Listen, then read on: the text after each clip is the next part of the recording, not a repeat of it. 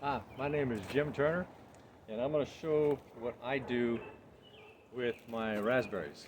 Um, I used to do all kinds of different things with them, but including making wine. I made hundreds of gallons of raspberry wine, strawberry wine, blueberry wine. Don't try banana wine. Take my word for it. It's, it never gets better. It's like, I'm an experimenter. I like to experiment. Don't do this, don't do that. And I'm going, but I wonder if I did it this way or that way. Well, sometimes that works out. Sometimes you just going, yeah, that was not a good one. Just don't do it. Don't try it anyway. No way. There's no way it's going to happen. Right? So don't do it. Bananas. But I made all kinds of different wines, combinations of wines. I would combine berries into the musk. I was going to blow down this camera. And so, um, yeah, just I made thousands of gallons over the few years. Well, I don't know, 5, 6 years. But yeah, but I stopped making wine because I stopped drinking. No more alcohol. Not good for me anyway. Some people they could be fine with that, but from someone like me, because of my epidemiology, not a good idea. So what I'm going to do is I'm going to pick these berries and I'm going to show you how I process them down. Oh, so please subscribe, thumbs up, ring the bell. Look at it as like you're at a restaurant, someone's providing a service, the waiter or whatever, waitress, and they're providing something and you leave a tip. Well, your tip is free. All you got to do is click the subscribe and that's it. No money out of your pocket, right? And you're still doing a good service, right? You're still helping somebody out. And that would be me. And I appreciate that. So I'm gonna take you through this whole process. I'm gonna pick these berries. These are raspberries. These are just standard red raspberries. And then when I get done picking them, I'm gonna show you how I process them down for long-term storage. And I eat them in throughout the winter until the next season berries come in.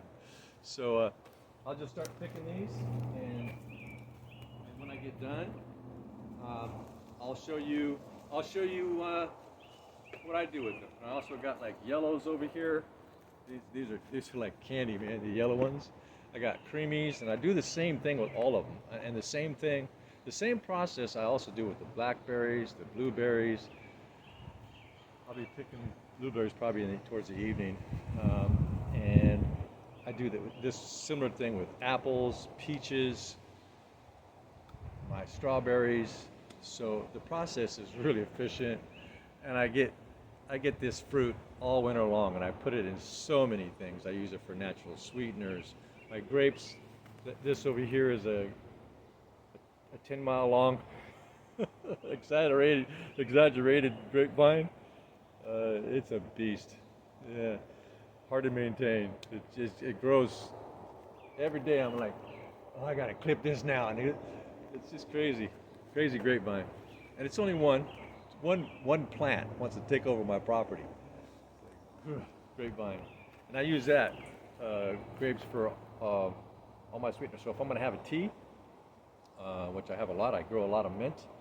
So I drink a lot of mint tea, sometimes more than others, but and I'll take the grapes and I'll puree them down and into like a smoothie, and then put them in ice trays, freeze them, and then put them in containers. Give them the date and all that, and what they are, and then put them in long-term storage. And I use these grapes, get a couple 100 pounds, about that, and I use that for my sweeteners for everything, soups, stews, everything.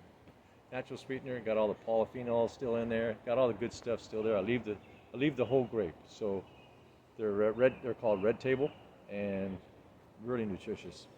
And so, all right, so I'm gonna do this berry picking. I'm gonna take you in and show you how I process these down. Okay. Man, I got strawberries. Yeah, today is gonna be a picking day. I'll be a picking and a grinning and going, oh, not so much grinning because leaning down a lot. Yeah, it kind of gets to that middle of the back, leaning down, going underneath and getting all those.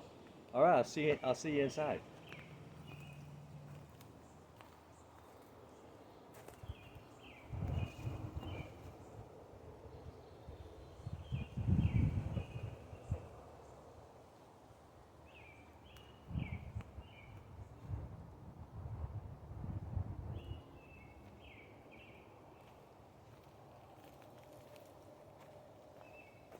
Okay, so what I do, so what I just did was I took these and I rinsed them in some water, soaked them, to get off any nefarious things, including bird poo and stuff, any other kind of poo. Don't want no Winnie around here. No Winnie the Pooh. So they're nice and clean now. And so what I do is I just take them and spread them on my panel.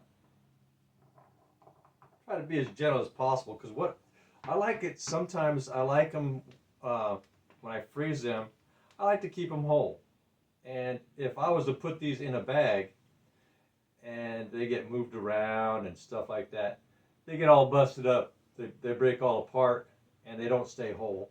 So what I like to do is put them on a flat tray, and then once I'm ready, once they're frozen, I'll take them and I'll put them in a flat container with a lid that seals, and it'll seal them up, and that way, you know, I can take them out and they'll still look like this, right? Still look like I can put them on top of something or whatever, you know. Nice looking berries. We had a really bad heat wave come through, and these berries do not like that kind of heat, and so a lot of them got suntan lotion or lack of suntan lotion, and they got burned.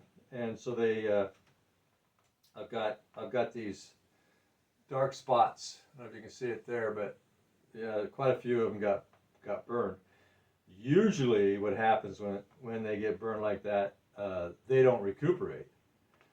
But the heat wave only lasted for a couple of days, and it went back into the 70s, and the berries actually started to heal themselves. So instead of turning into mush, which is what I've seen happen in the summer months when they get around 100, and stay around 100 or mid 90s for days and days, they'll just turn to mush right on the vine. They'll just mush up, and they're non-salvable. I've gotten screens. I've put up all kinds of different things, and to try to protect the berries. And one time the screen fell down, the cover to protect the sun as a sunshade, and it fell down on top of the raspberries, and it burnt a lot of the plants, the leaves and all that. So I lost a lot of berries from the wind blowing that overhang. It just blew it down. Strong wind. Yeah. So this is what I do. So now I do this with everything. Apples, peaches, blueberries, raspberries, strawberries, anything. Lots of stuff. Bananas. I'll take them and like the bananas, I'll take those because I got a lot of bananas. I just bought a lot of bananas, and I'll take the bananas and I'll slice them in slices about yay, and make a bunch of these trays, put those on there. I don't layer them. I put one. Yeah, it's a little work, but they make great little ice treats in the summertime. Instead of ice cream, yeah, I grab a few of those, and it's like eating a healthy popsicle or something. And so that's how I process a lot of my food. Even when I pick my vegetables, like my snow peas, I'll rinse those off, put them on my tray, quick freeze. The next day I take them out. I'll show you. So the next day, what I do is I'll take them out and I will process them out. Put them in their individual containers. Now I've got these different size containers, like, I'll eat what I want, and I'm going, you know what? I'm getting fresh stuff every day. I'm not going to leave those in the fridge. So I'll take a little tray of whatever's left over that I didn't eat, after my dinner for dessert, and I'll freeze them. And then I'll add them to a container that's like, I've got some in it, but then I'll just keep adding to that same container in the freezer, of the same stuff, whatever that is. And so And that is how I freeze my stuff. Please subscribe, ring the bell, look at it as a restaurant. The person who's serving you, you leave a tip. Your tip is to subscribe. That's it. No money though, right? It's free, right? Free tip, right? It's as simple as that. So I'm gonna put these back in the freezer until I'm ready to put these in their unique containers. So the blueberries are gonna go in their blueberry container, and the raspberries in there, strawberries. So as I fill them, each container, so I got these black containers that I use. They're the same material that your TVs are made of, your remote control that you handle all day, your cell phone. It's a hard plastic. I forgot what the material is called, but it doesn't leach out like your water bottles. Microplastics, yeah, it's much safer. So these are now going to go in my freezer and do a quick freeze, and by morning, well, if I get around to it, they'll go in their respective containers, and well, those in there are ready to go right now. And so please subscribe, thumbs up. I do all kinds of things. Like, I do it my way, and I come up with something, because I look around and see what I have. What do I have? I want to do this, but I'm not going to go buy this and that and that and that for that. So I incorporate what I have, knowing what I have. And that even goes for constructions things that I do.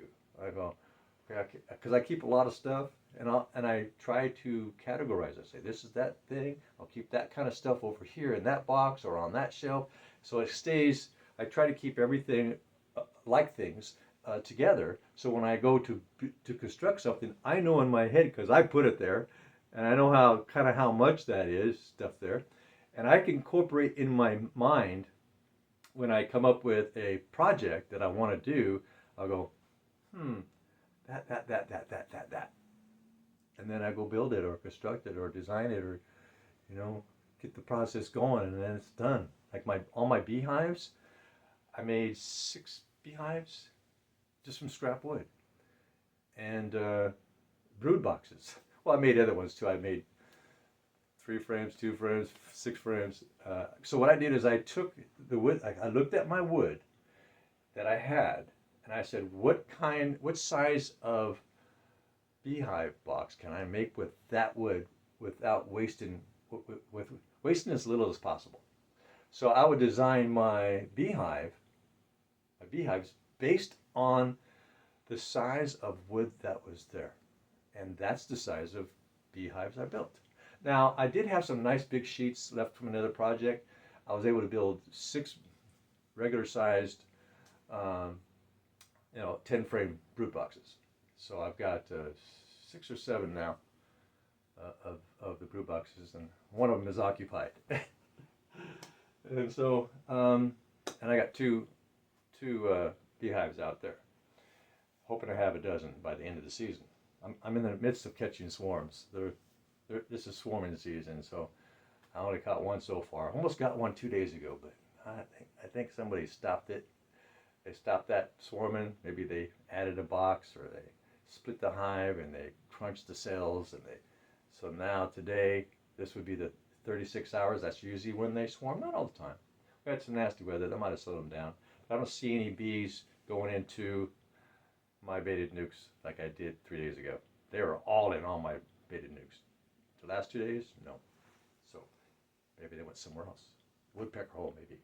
Up in the tree. So, all right. Well, you have a nice day. Subscribe. And I've got lots of other projects that I do. That I like to be creative, independently creative, come up with my own stuff. And I avoid plagiarism when I can. In other words, I create my own stories of my life and things that I choose to engage in, and that's called being original. All right, and so you have a nice day. Bye now.